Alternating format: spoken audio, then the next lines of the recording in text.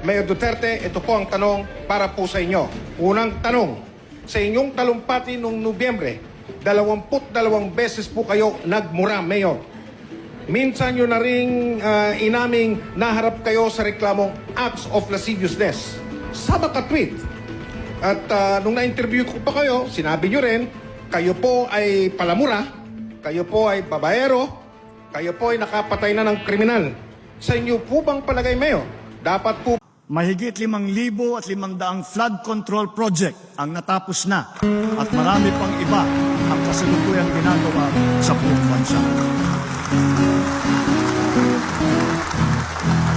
Nabudol, nabudol, nabudol ang Pilipino. Nabudol, nabudol.